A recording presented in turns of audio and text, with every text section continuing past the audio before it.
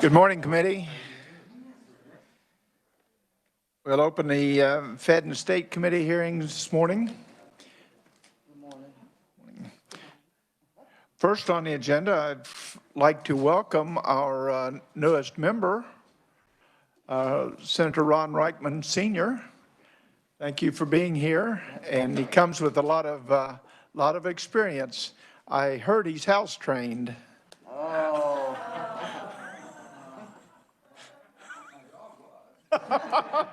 Well, welcome. We appreciate you being here today.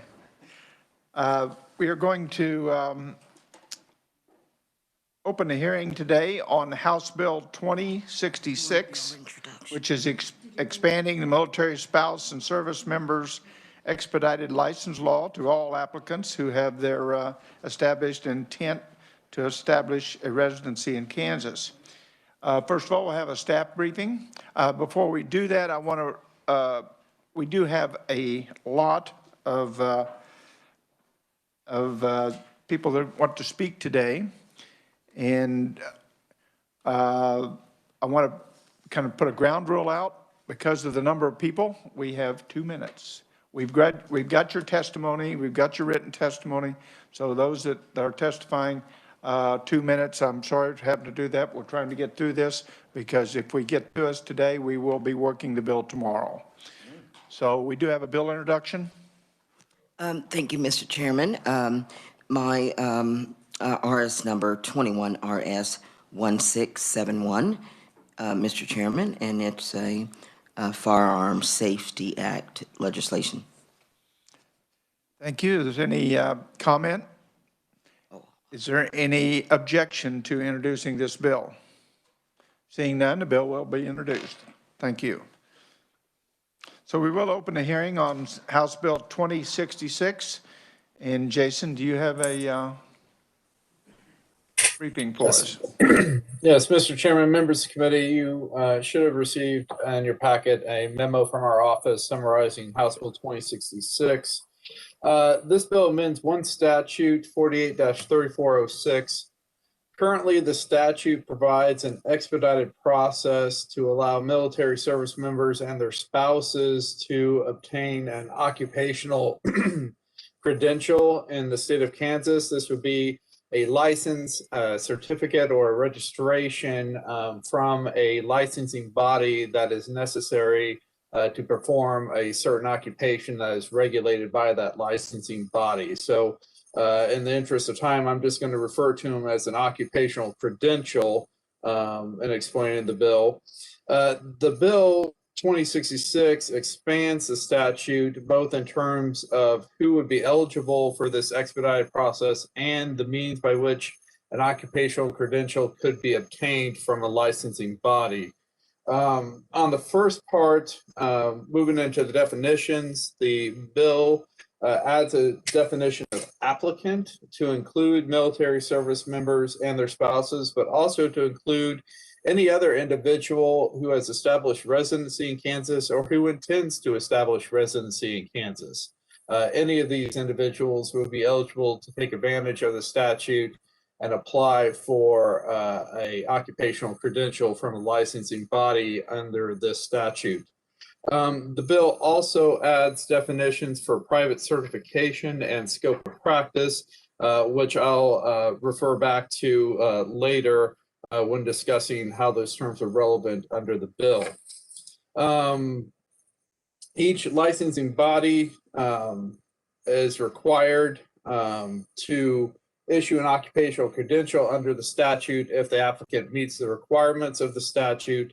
This largely depends on whether or not the applicant holds a valid current license issued by another jurisdiction. If the applicant does hold a valid occupational credential issued by another jurisdiction, then the question becomes whether or not they're eligible under the qualifications to get a Kansas license via endorsement, reinstatement, or reciprocity.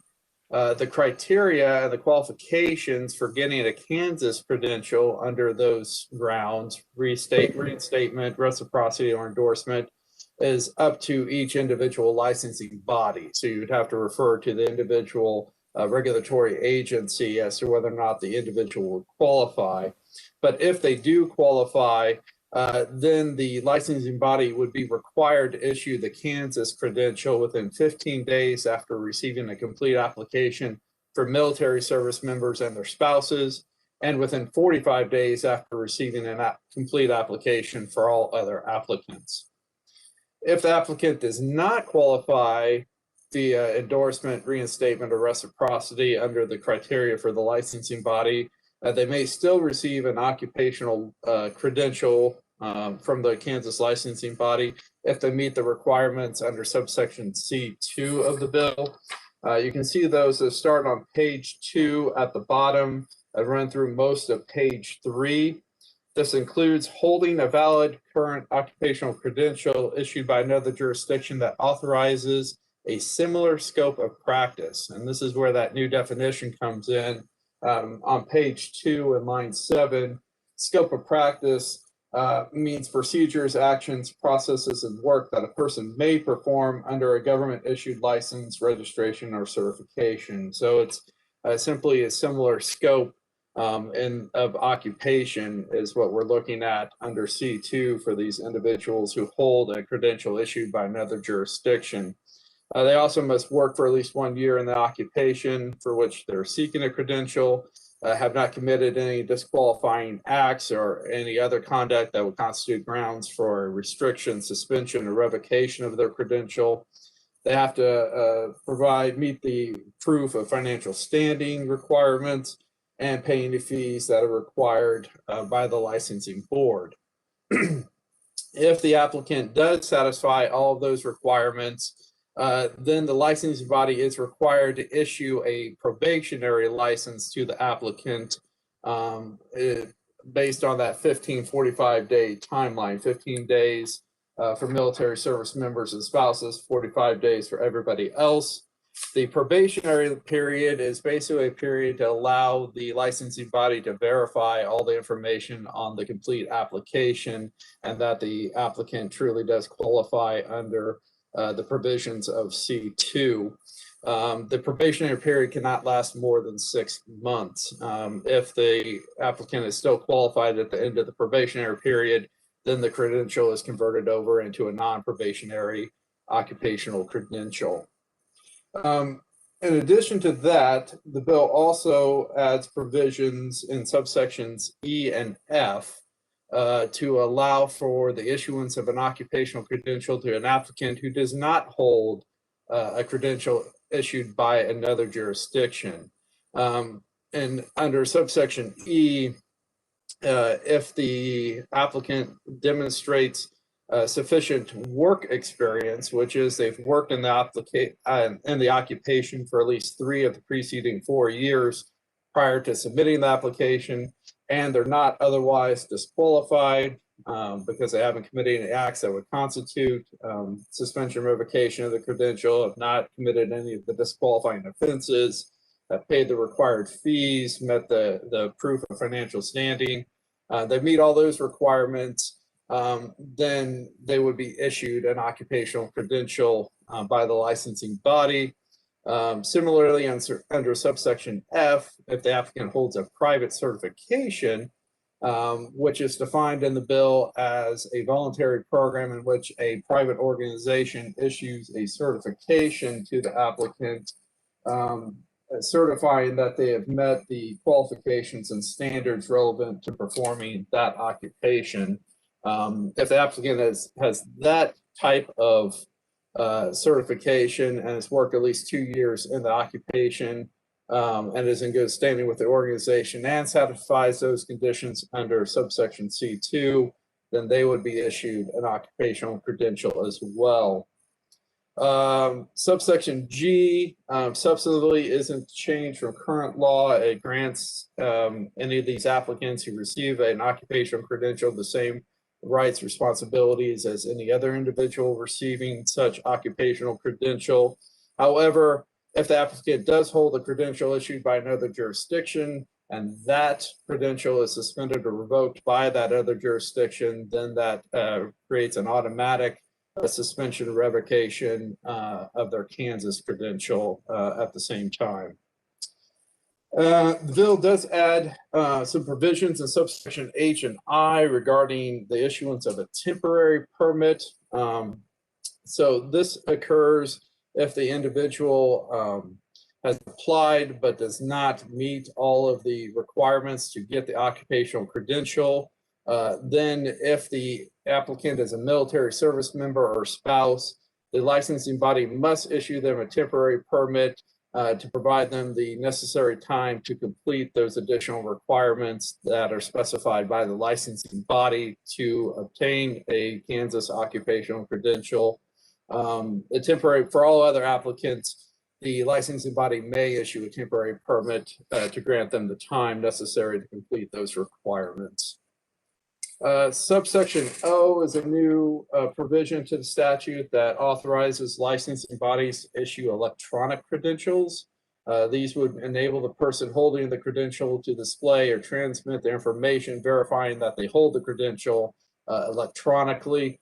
And that would satisfy any licensing body requirement that the credential be posted at their place of work or where they're performing the work. Subsections Q, R, and S govern those licensing bodies that are subject to the statute.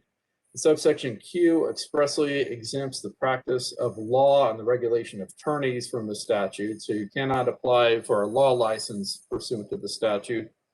Subsection R allows two specific agencies to deny an occupational license if they determine that the applicant's qualifications are not substantially equivalent to those established by the board. This is arguably a higher standard of equivalency than the similar scope of practice that is referenced and used earlier in the statute.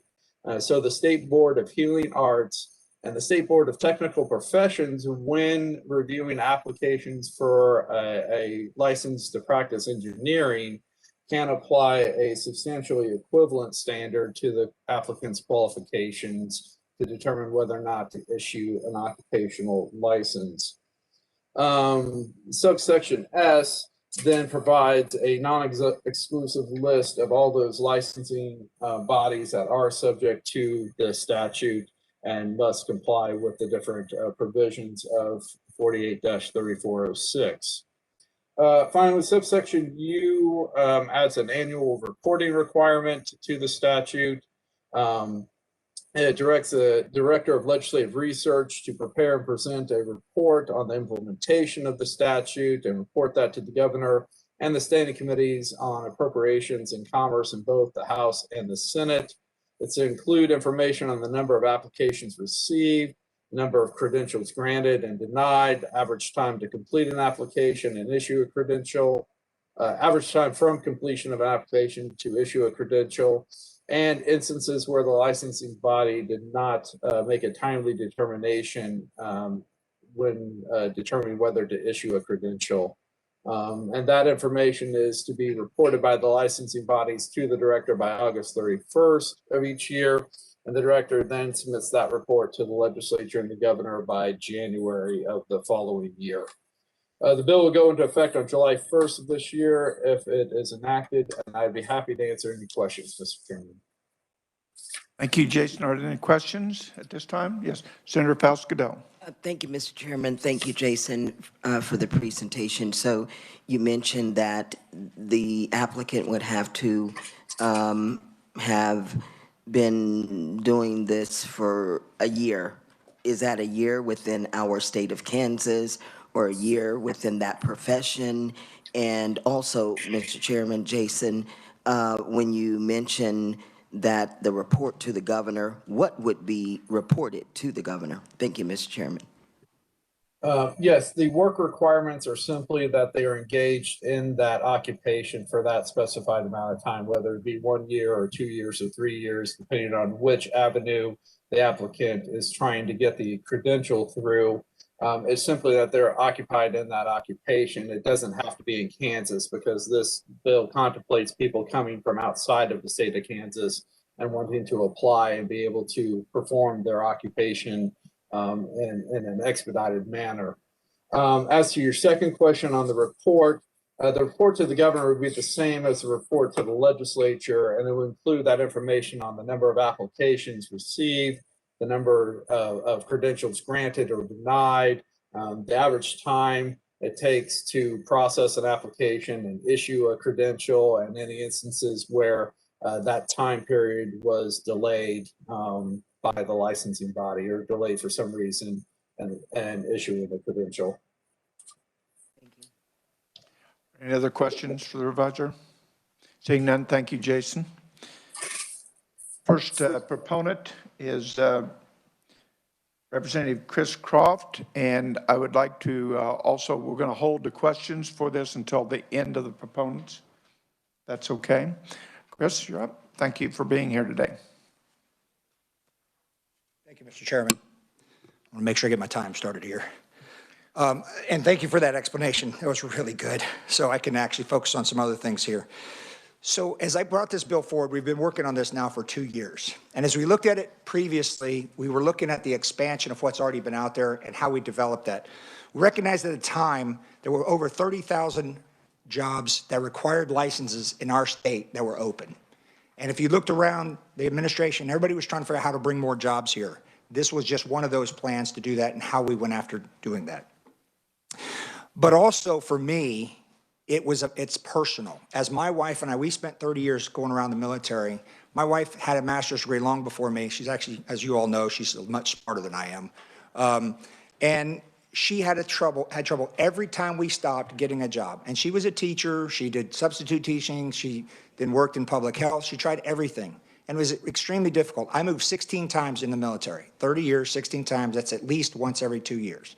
If it takes you a year to go through the whole process, you almost have no time to work. And that's the thing we saw out there. Then I thought, well, maybe it's going to get better. Well, my daughter, 20 years later, husband's in the military. She's a nurse and had trouble doing it. Now, she was a specialty nurse, so I'll get some of that. But still, it's still out there. Then last year, when we put this bill together, walking the hall, one of the military members heard about this bill and came in and testified, tears in her eyes, working professional in another state, couldn't come to this state and work, even though we already had a bill in place. And so that's part of the other things here.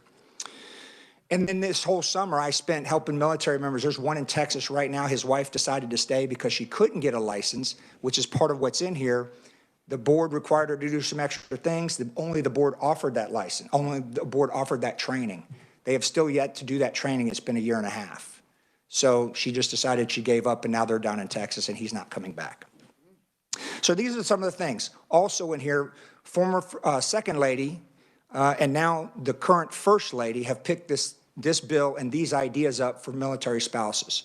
This is their number one thing they're working on for military spouses, to make sure that they can go through this. They actually want reciprocity. This bill doesn't go as far. They just want walk in and start working. I wasn't really ready to go that far. But we also have another problem here. We have BRAC coming up. And BRAC is going to be a problem. We've never experienced BRAC. The military's already taken a 5% cut. They're already a 50,000 cut in the Army. That's 2 divisions. Our division here at Fort Riley is number 9 on the training list. Number 9, you cut 2 divisions, we're out. So we have to be prepared. This bill does that. There was a Department of Defense study that was directed by the NDAA. They've done that. It recommended changing the language from a substantially equivalent to the language we did for universal. So it meets those requirements. We expanded it because the military bases also include more than just military. They also include civilian employees. This bill will cover this. This would put us by far ahead of everybody else in taking care of what the military thinks we need to do. So with that, sir, I know that my time's up. The reports at the end are to make sure that we do implementation, because that was the problem. It hasn't been implemented. There was no reporting requirement. That's why that's in there. Thank you, Mr. Chair. Thank you very much. We'll wait for questions later. Next on the proponents, Mark Dugden with Opportunity Solutions Project. Mark, welcome. Thank you, Senator. Thank you, Mr. Chair. This isn't the first time I've been in front of this committee on a bill like this. Senator Faust-Godot and I, along with Senator Estes, have worked on some bipartisan legislation in the past working on these issues, and so appreciate the opportunity to be here. This is another bipartisan bill. This passed with over 100 votes in the the House, and I think you'll hear some positive testimony a little later from the Commerce Department about the need for this. There's going to be, with 2 minutes for everybody here, I think we'll try to be brief. I did want to point out this bill solves a problem, and this bill needs to happen.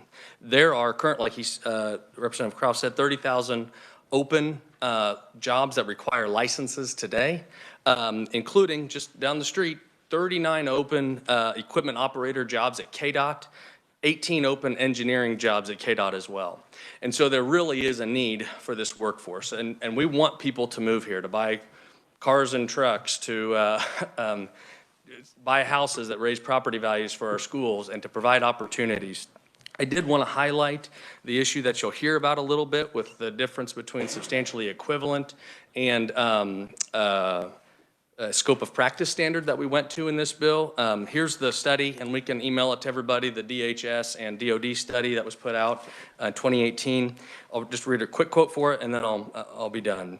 The study essentially said, to effectively evaluate an applicant's license is, quote, substantially equivalent. A board generally evaluates the coursework, test scores, and applicable practicum hours of the applicant, along with previously held licenses and work experience. This, quote, this perpetuates the delays experienced by military spouses. And that is the problem we're attempting to solve with this bill. That's why we went away from that standard in last year's bill, and that's why we went to the new standard in this bill. Lastly, I'll close with, there's a lot of words in this bill. It's pretty complicated. What I would encourage you to do is to understand that that is a product of Representative Croft's tireless willingness to negotiate, to improve the bill, to put concerns and address concerns around temporary licensing, different standards. Those are all things that addressed concerns of the folks who had concerns about this bill.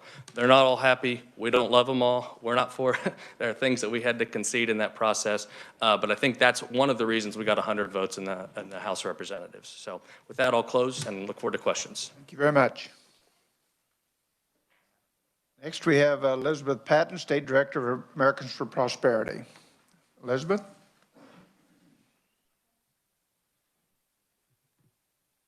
Good morning. Thank you for the opportunity to testify in committee this morning. Again, my name is Elizabeth Patton. I'm the State Director for Americans for Prosperity, Kansas. I am an Army brat, actually, who watched my mom sacrifice for years when she couldn't transport her work from state to state. But now I am a Kansas resident for many years now and a mom of 4 who wants to have a state where my kids can continue to grow and thrive and stay here. And that is a big reason for why we are so supportive of this bill. I don't want to be redundant with some of the things that other conferees will say, so I'm going to try to highlight a few things on here. One is that inaction on this issue will continue to reduce opportunities in our state, and it cuts off the rungs on the economic mobility ladder for people trying to succeed when they come to our state.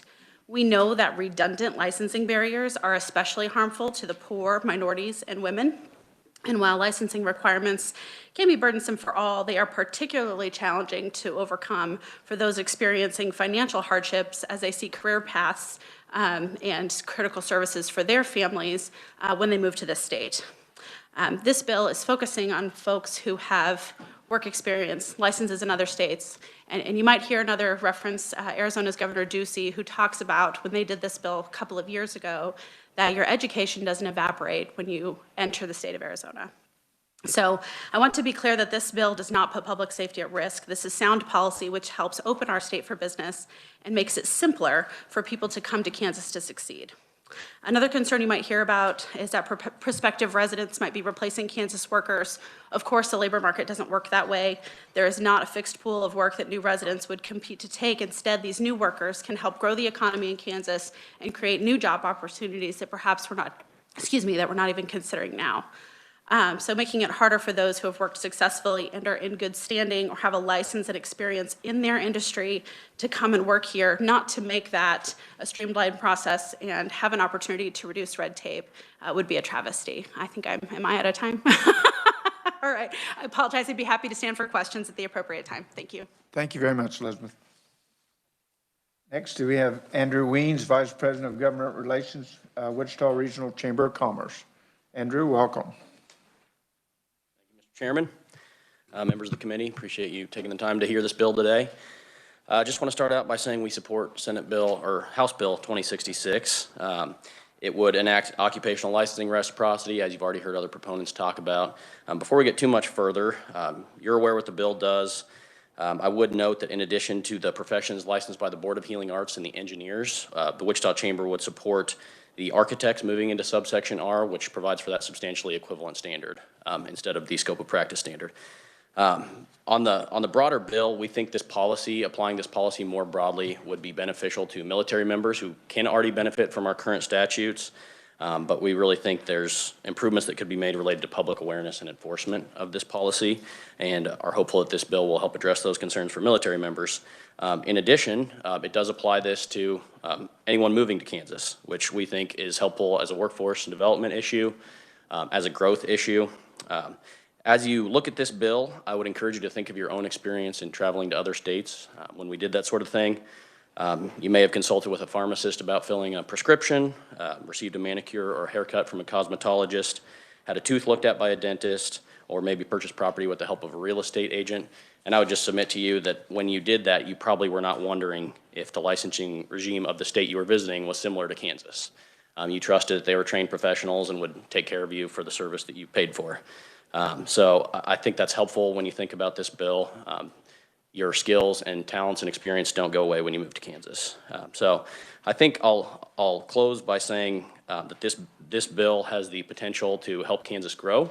It's not the only solution, but it's a good tool in the toolbox, and it can help us be the beneficiary of some talent that we bring in. So with this in mind, we'd ask the committee to report House Bill 2066 favorably for passage. Thank you, Mr. Chairman. Thank you very much.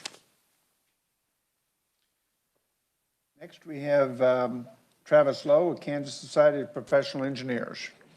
Welcome, Travis.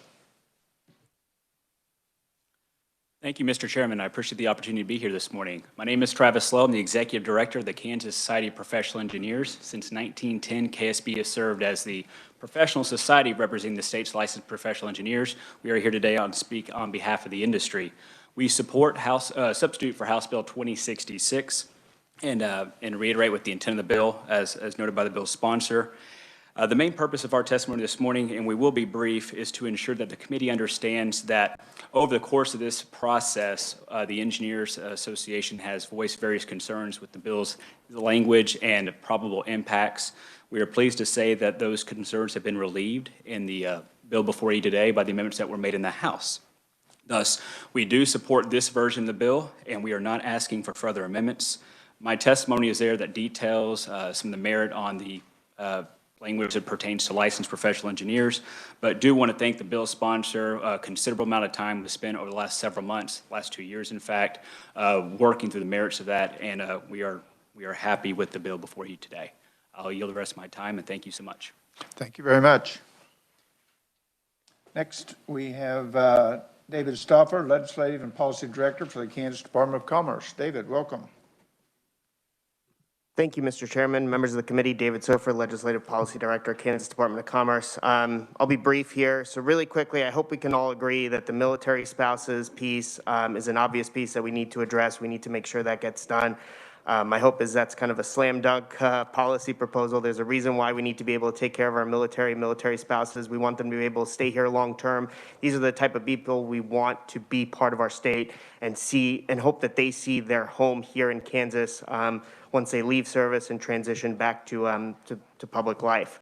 But I guess the question remains, why non-military? And I think the question really becomes apparent, when you begin to look at a lot of the out-migration we're dealing with. We have a tremendous shortage in our workforce. We also talk about always, having our kids come back home. So those kids get married, they marry someone from outside of Kansas. Those people have probably spent thousands of hours working in their own craft in whatever various state that has their own regulations. It doesn't necessarily mean they're not qualified to practice here in Kansas. It just means they have followed the standard that was asked of them in that state. To simply ask folks to then reset and completely start from anew here in Kansas doesn't make any sense. So if you meet that similar scope of practice, you should be able to work here in Kansas. That's what we like most about this bill. We want to be able to get folks here, see their home in Kansas, get to work. and be able to earn a living for them and their families. And that's why it's so incredibly important to get this piece done. It's not a perfect bill. We've worked with the sponsor on quite a few occasions talking through it, and we appreciate the fact that he has worked with us to be able to get a bipartisan bill here that makes the most sense for our state. So with that, I'd be happy to yield back and stand for any questions. Thank you very much, David. That is all of the proponents that are here. We do have written support. There's 4 of those. You can see those in your packet. So we'll open it for questions for proponents at this time. Yes, Senator Longbine. Thank you, Mr. Chairman. Let me start off by thanking Representative Croft for his work on this. I cannot express how important this is to our military installations in the state of Kansas. I represent Fort Riley. I also serve on the Governor's Military Council. There is not a meeting that I have with any member of the services that this is not a topic of discussion. It is by far their #1 priority, is taking care of military families and military spouses and retirees. And so this bill is extremely important. We have had certain professions that this has been included. We had language in it that allowed them not to license. I will give you an example without naming names, but there's a commanding general that has appeared in front of this committee, in fact, who came from Texas a number of years ago. His wife was a school teacher with 24 years experience, was named that state's teacher of the year, could not get credentialed in Kansas. The roadblocks that have been put up for military spouses particularly need to come down if we're going to continue to have military installations in the state of Kansas. And when you look at the number of people who are serving our country, the sacrifices they are making, and the economic impact it brings to the state of Kansas, this has to happen. Thank you, Mr. Chairman. Thank you, Senator Longbine. Yes, Senator Faust-Godot. Thank you, Mr. Chairman. My question is for my dear friend, Representative Croft. If on the same lines as Senator Longbine, so I appreciate the concept of the legislation. And so when we talk about those military people, so in Wichita, McConnell Air Force Base, for me, and I network with some of those military members that are now going to retire, and they are going to reside in the city of Wichita, and they have looked for employment in the civilian community. So with this legislation, would it just allow for the time that that military spouse is here in Kansas? Is there a sunset, so if they leave, or is this ongoing? So what's the time limit, and what is your vision on that? I just want to make sure, Mr. Chair, is okay. Ma'am, just want to make sure I understand fully. You're saying if they're here, they leave and then come back? Is that the question? Or just when they retire, how does that work for them? No, I was just including that retirement part in there and saying this helps set up employment for them after they leave in the military and retire in civilian life. But for the legislation itself, my question is, so would this legislation only apply for that individual during the time that their spouse is in the military, or let's say they do leave and come back? So is it just a certain time limit on being able to apply, or is it once they are certified here in Kansas, is that in standing ongoing, or does it end if they leave? I think I understand.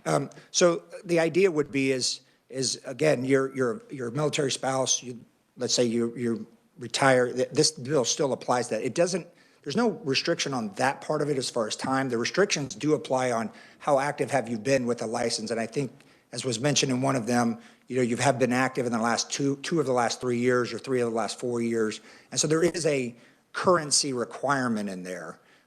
which you can like or not like. It's personally, I would have liked longer time window because military members go overseas and they're gone for 4 or 5 years and they come back. It's what we settled on right now, and it's the 2 to 3, 2 years within the last 3. So that is kind of the requirement. Does that answer?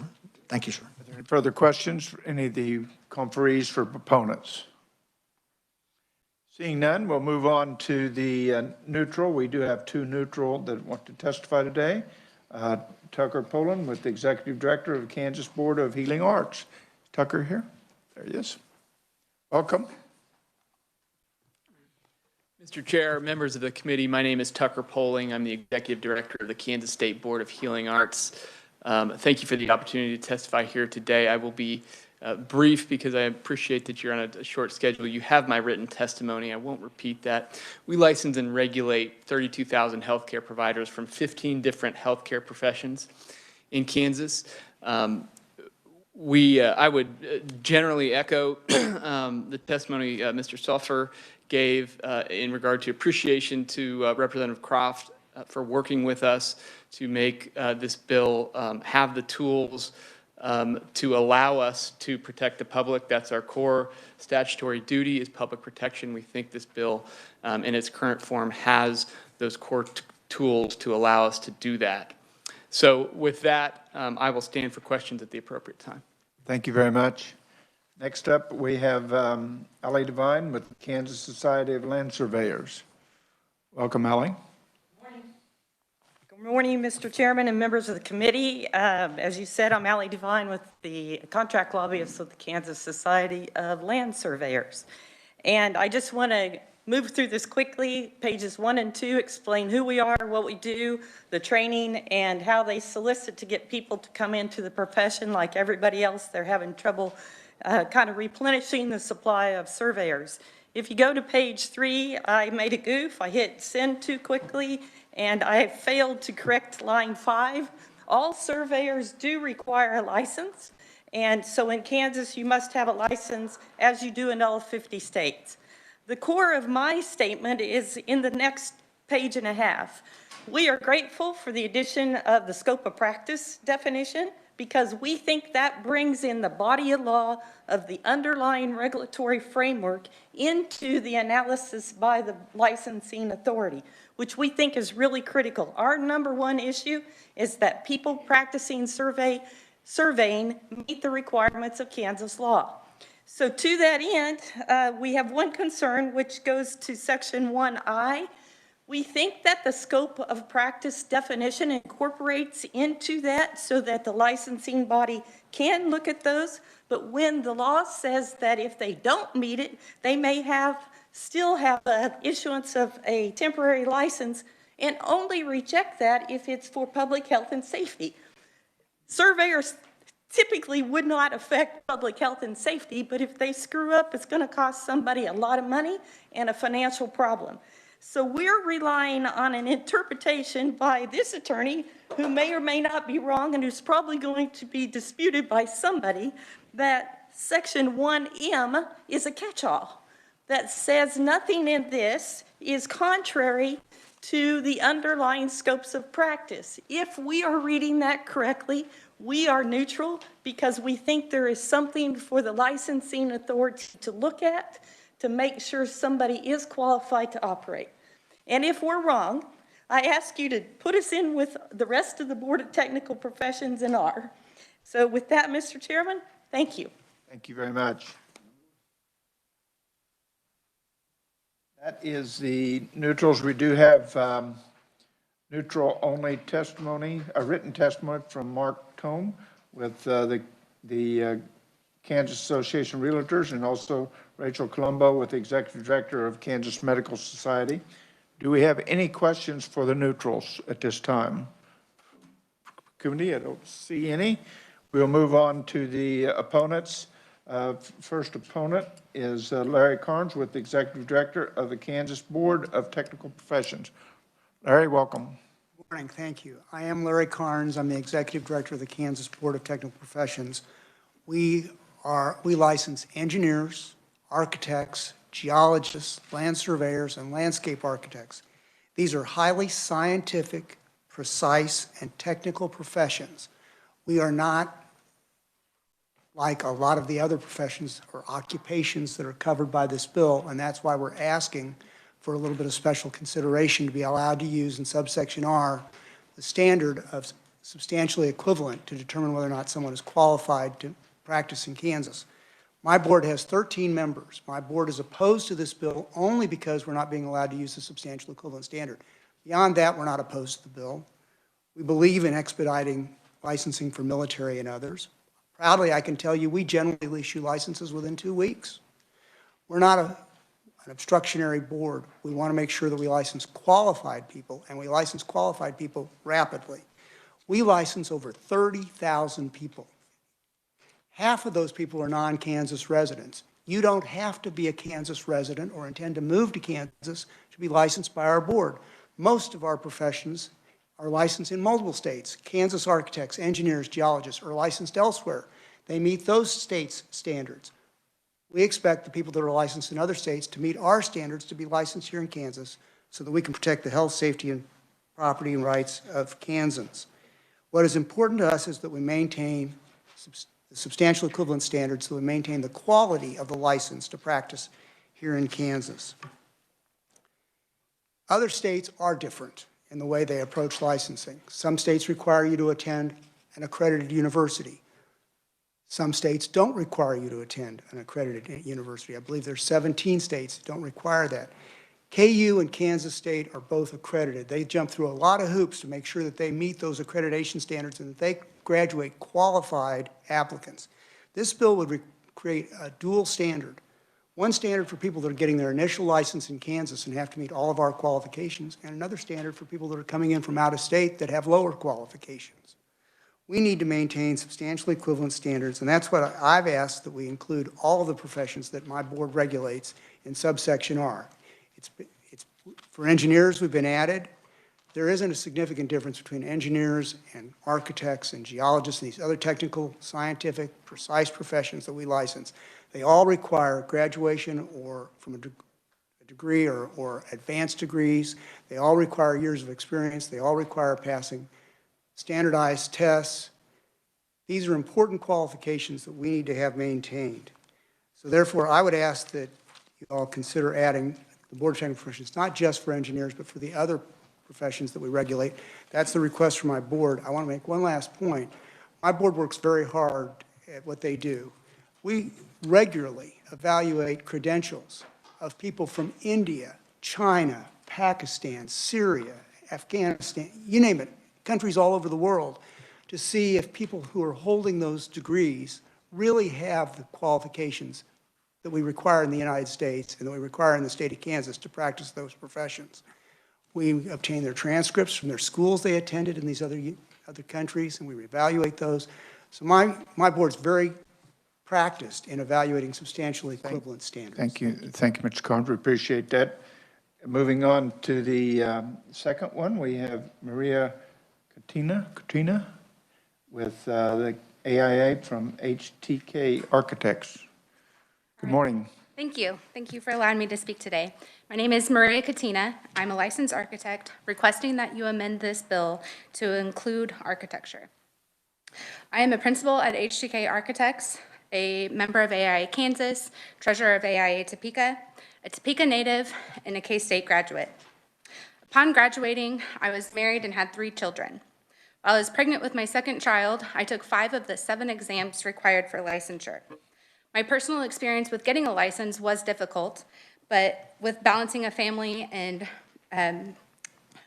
working, but it was achievable by working hard and putting in the requirements that are necessary for licensure. This bill diminishes my hard work and effort that I sacrificed to earn a license in Kansas. Kansas has a Board of Technical Professions that already evaluates the standards required for licensure from one state to the next.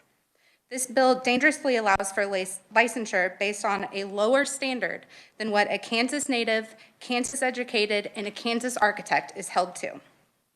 My license represents my responsibility to protect the health, safety, and welfare of those who occupy buildings. This process by the Board of Technical Professions is already in place and works well for our profession. This bill should be amended just as engineers and the healing arts professionals were amended in subsection R to amend this so that we have substantial equivalency to being licensed. Thank you. Thank you very much. Next, we have David Fry, David Fry, Executive Director of Behavioral Sciences Regulatory Board. David? Thank you, Mr. Chairman. My name is Dave Fye with the Behavioral Sciences Regulatory Board. I'm the Executive Director of that agency, and I appreciate the opportunity to come before you. We are the agency that licenses and regulates most of the mental health professionals in the state of Kansas. We have about 13,100 licensees, and we oppose this bill because of its impact that it would have on the vulnerable citizens that receive services under the practitioners that we license. Individuals who receive services from the mental health professionals that we license could be children, victims of trauma, or individuals who are in a state of crisis, and that's why we are a public service agency that must protect these individuals and make sure that the practitioners who are providing services have been fully vetted and are responsible practitioners. We understand the original intent of the bill in terms of assisting military members, military spouses, and we appreciate that, as well as the urge to assist in individuals coming from out of state. But we believe there's some unintended consequences in the bill, and that's why we're requesting 4 changes. Those are found on page 2 of my testimony. In the bill, there's a definition in the word applicant in the bill that not only includes the military spouses, military members, and individuals who are moving to the state of Kansas to establish residency, it also includes individuals who have residency in Kansas. And we're concerned with the expedited time frame for those individuals who are currently in Kansas would create an impact to the board and make us process applications too quickly that could endanger the public protection, as we'd have to bring in additional staff for that. I've also added information in the fiscal note for this bill to allow for some additional staff in case this provision would apply to our agency. So we would ask that the definition of applicant is restricted to what we believe the intent was: the military spouses, military members, and individuals moving from out of state. The second, in terms of the definition of complete application, the bill defines this and says that if the results of a background check for criminal history are not in, the application will still be considered complete and the application would be processed. We are very concerned about this provision because we must ensure that individuals who are helping children and vulnerable populations have someone that we can ensure has the criminal history that would impact this. So we would ask that the definition be changed and not include this provision. And third, the implementation date of the bill is upon publication in the statute, publication in the statute book. However, the bill requires rules and regulations to be processed to implement these. And so with a probably July 1st, 2021 implementation date, we're concerned there wouldn't be enough time to process the rules and regulations to fully vet this safely. And then the last, given the vulnerable populations that we protect, we would ask that we also be included in Section R. We have similarities to the Board of Healing Arts, and we would ask that we also be allowed to use the substantially equivalent standard versus the scope of practice standard given these populations. And I understand that there's a short period of time. You have my testimony, but I'm happy to stand for any questions. Thank you very much, David. Next, we have Jeffrey Welford with the Executive Vice President of GLMB in Wichita. Good morning. Good morning, Mr. Chairman and members of the committee. My name is Jeff Wyford, and I'm a licensed architect in Kansas and 8 other states through NCARB reciprocity. I am here today representing GLMV Architecture. We are a firm that can trace our roots back to 1919, starting in Wichita. Our company is comprised of 118 employee owners, of which 50 are licensed architects and associate architects. 9 are landscape architects and associates, and 7 are civil engineers and engineers in training. The exemption for engineering and lack of the same for architecture is especially troubling for our firm, who employs both architects and engineers. In no way should there be multiple standards for architectural licensure while engineers are exempt. As a company of both architects and engineers working together in a holistic manner on the same projects, there should be no difference in standards, as we are both required to sign and seal the design documents we produce to meet the health, safety, and welfare needs of the public. Sub for HB 2066 does not consider liability issues between architects, engineers, owners, and contractors. As an example, in a traditional project delivery method, it is the architect who holds the license, who holds the contract with the client. And it is the architect who is responsible to hire the engineering disciplines needed for the project. Thus, it is the architect who is liable for the engineers under contract. Why would a project owner want there to be lesser standards for the architect they hold responsible for the overall project than for the engineers we hire? This change in our law will upend a licensing process that has worked well for 72 years to protect people and commerce. The unintended consequences will be a less competent workforce and a liability problem for owners, architects, and contractors. I ask that the architecture profession be added to subsection R. This is the same exemption provided for engineering profession in the 14 professions licensed by the Board of Healing Arts. Thank you. Thank you very much. Next, we have Aaron Dunn with the Kansas Society of CPAs. Aaron? Yes, can you hear me? Yes, we can. Okay. Thank you, Mr. Chair, members of the committee. As mentioned, my name is Aaron Dunn. I'm a CPA. I'm a member of the Kansas Society of CPAs and a past chair of the society. I wanted to point out that members of the Kansas Society are all in favor of increasing job opportunities and workforce development here in the state of Kansas. But like the other proponents, the bill has some potential unintended consequences of licensing an unqualified individual, which could have some detrimental consequences to the credit and financial markets here in Kansas and to Kansas business owners and investors. CPAs must meet education and experience requirements, pass a uniform CPA exam, pass an ethics exam, and this will then demonstrate the competency needed in order to serve the public interest. And that's why that only CPAs can sign, audit, and attest reports. The financial integrity of these reports is relied upon by Kansas bankers to make lending decisions, Kansas investors to make investment decisions, Kansas business owners to obtain credit and insurance, other Kansas entities in the business supply and sales chains up and down, and many, many others. So there's a lot of public trust built into this work product of CPAs here in the state. And that's why the education and experience components are extremely important. Kansas does have an existing framework that uses substantial equivalency with the rest of the United States. Applicants for reciprocity are held to a uniform set of standards and criteria in order to practice important profession for the business owners and residents of Kansas.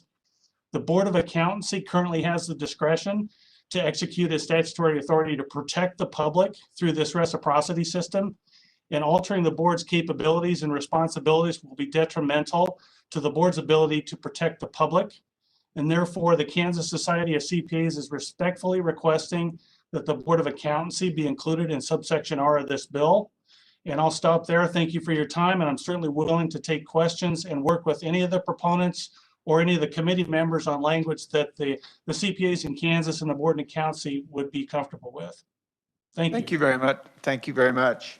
The next is also remote, and that is Michael Grogan with AIA Kansas. Thank you, Mr. Chair. Thank you, Mr. Chairman, and the committee for taking time and allowing me to do this remote. My name is Michael Grogan. I am a licensed Kansas architect and a representative, or the president, rather, of the American Institute of Architects Kansas chapter. Additionally, I'm a professor at Kansas State University. As written, the substitute for House Bill 2066 changes the licensing process for architects in two ways. First, the bill expands the expedited licensing timeframe beyond military service members and their spouses to anyone coming from out of state who does not meet our licensing reciprocity provisions, but have substantially equivalent qualifications, or if they have this, we do not disagree with this particular part of the bill.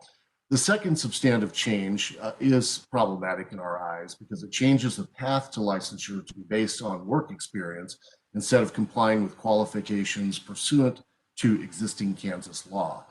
The bill requires the Kansas Board of Technical Professions to assess out-of-state applicants using a similar scope of practice standard for architects rather than a substantial equivalency in qualifications. We believe altering the assessment process will unnecessarily upend a licensing process that has worked well for over 70 years. We rely on the state and licensing boards to protect citizens' health, safety, and welfare by setting standards that can be reasonably ensure a practitioner's competency. The licensing board's current assessment serves as a safeguard for the public and the firms hiring licensed architects. ensuring a qualified, dependable workforce. The unintended consequences of altering the structure will be a less competent workforce and a liability problem for architecture firms, similar to what has been determined for engineering firms in this case. So the bill sets two standards for architects: those applying from out of state who may be assessed based on a similar scope of practice versus those within Kansas who have gone through and will continue to go through the rigorous licensing process that is in place to protect you, your families, and everyone else using and occupying our designs.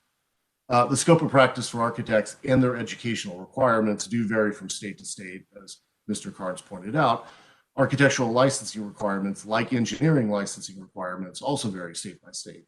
Also in Kansas, unlicensed architects, similar to unlicensed engineers, are able to work under the supervision of a licensed architect. Thus, getting Kansans and those wishing to work in Kansas employment is not an issue in the architectural profession. In attempting to fix this process that's not really broken, doesn't seem like sound policy to our organization and profession. The bill goes beyond easing the reciprocity process and will harm current license holders. The bill allows all 14 professions licensed by the Board of Healing Arts to be assessed using substantially equivalent standard. These 14 professions include obviously medical doctors, but also include acupuncturists, contact lens distributors, and athletic trainers. Additionally, as mentioned, the House of Representatives has included the engineering profession in this provision and cited their licensing structure as rationale, a structure that is nearly identical to the architectural licensing structure. Grogan, if we could close. Yes. So I would respectfully request on behalf of the American Institute of Architects that you amend the substitute for House Bill 2066 to add the architecture profession to the provisions in Section 1, subsection R, pages 29 through 38. On that, I will leave it, and I thank you very much again for your time. Thank you very much. The next opponent is Tim DeNoble of he's the Dean of College of Architecture at Kansas State University. Greetings. I hope you can hear me. We can. Okay, thank you, Mr. Chairman and members of the committee. So as stated, I'm Tim DeNoble. I serve as the Dean of the College of Architecture, Planning, and Design at Kansas State University. As Dean, I administer 3 departments with accredited programs in architecture, landscape architecture, interior architecture, regional and community planning, and industrial design, all of which are nationally prominent, as is the architecture program at the University of Kansas. I don't administer that one. This national prominence contributes to the fact that these programs, particularly in architecture and landscape architecture, at K-State and at KU, attract the majority of our students from out of state, and therefore are amazing in terms of their economic impact. Our accredited programs in architecture at both institutions meet strident national accreditation standards administered by the National Architecture Accrediting Board and meets the education requirement of all 55 U.S. jurisdictions. The NAB summarizes accreditation thusly. Program accreditation is evidence that a collegiate architecture program has met standards essential to produce graduates who have a solid educational foundation and are capable of leading the way in innovation, emerging technologies, and anticipating the health, safety, and welfare needs of the public. Similarly, landscape architecture is accredited by the LAAB with quite similar strident standards. This particular bill as written provides an end around to those who have met the standards of the Kansas Board of Technical Professionals and the standards of holding a degree from an accredited program, such as those administered by Kansas State University and the University of Kansas. It serves to devalue our degrees, potentially undermines the potency of our economic contribution to the state and to the health, safety, and welfare of the citizens. Please know that I support our current capacities to expedite the process for military members and their spouses. Thank you, and I'll stand for questions when appropriate. Thank you. We also have there's 4 written opponents, And at this time, I'll open for any questions for the opponents. Does anybody have a question for the opponents? Seeing none, we will close this hearing on Senate Bill 2066. And we do have a last word from Representative Croft. I would like to have him so he could maybe give us a little better understanding what's in the bill. Thank you, Mr. Chairman. I'll be quick. I know you're out of time. First off, I appreciate everybody talking about the effort. There was over 100 hours of stuff put in here. What I really do appreciate is the civil discourses we had going through the process. Even though you still hear some of it up here, it's important that everybody gets heard, and I appreciate that fact.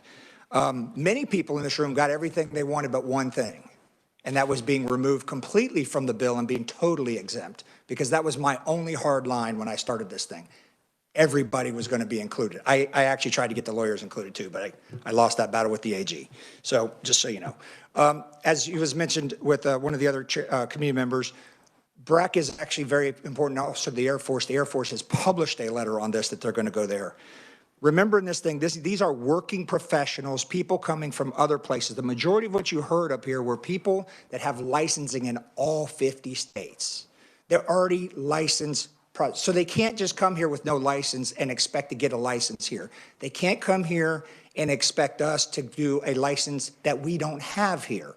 They're applying for a Kansas license. They have to be a licensed professional. So as in the CPA example, you come here without a CPA license, you don't get a CPA license. You don't even get considered under this bill. This bill does not overcome compacts that are already out there. Other means that are there, it doesn't do that. There was a comment about welfare and in there that we took the welfare out this one. The reason we did is because welfare is the most undefined term in the whole process. And until we could find that, we asked for examples, we were given property. Well, property's everything. So we couldn't come up with a definition, so we left it off. Maybe that's something later on another day to come back. But right now, this makes it clear it's about health and safety. You jeopardize health and safety, there is a pressure relief valve in this whole thing. They were talking about engineers earlier.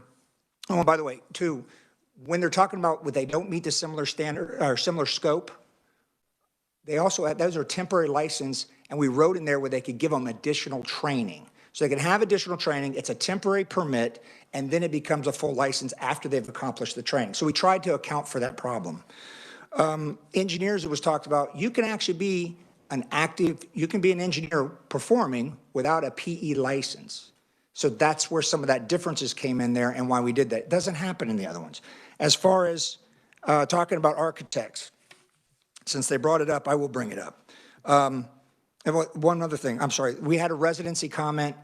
The problem is in Arizona, there was one case of a lawsuit, only one, and it was a resident was already there, said, hey, how come this doesn't apply to me? Well, they determined it can't apply to them. They went through the process. We're talking about one case in Arizona out of 2,500 licensing. I don't see that as that big of an issue. And if they already had it and they happen to already be here, why would we exempt them if they're here and they meet the other requirements that said the active time? As far as the fingerprinting, we went through that whole process with KBI. Everything's the timing-wise, 10 days. We don't see an issue with that, and that was already an issue we did address. Now, for architect perspective, from what we went through, and I've met with many of them, so I'm just going to give you one example, but there was others in this that aren't architects. You come here, you have a license, yes. If the answer is no, you're out. If it's yes, do you have 1 year experience operating under that license in the state that you're in? If the answer is no, then you're out. You don't even get considered. If you're in and the qualifications are the same, you move on, you got it. If you're not the same, but you're similar scope of practice, so now what we're saying is after all of that stuff, take into account also what they did, issue them license. That was what we talked about on that technical change that we had to make. Then if it's a safety problem, I asked that yesterday and I've asked it on others. Do you view somebody not having an accredited license a safety issue? And the answer was yes. Okay, there's the pressure relief valve. The next problem comes in though, if you say, well, you don't trust the board to do that, well, and to give them the license anyways, well, then that's an issue between them and the board, not us. The final question that was, well, as an employer, you can make a determination to hire somebody. You do get to review all their stuff. And that's true, but then they become competition to the people. Those are all comments that were made out there to me. This is exactly what this bill is about, is to overcome these obstacles that people are putting in the way that don't make sense, that need to get military people back into work, their family members, and everybody else as we're trying to grow our economy. So with that, I just wanted to tell you that that's a quick rundown, and I'm not trying to poke. I figured if they're going to bring it up, I might as well bring up the whole thing so you guys are aware. Mr. Chairman, thank you very much, and committee, thank you for the time. Thank you very much.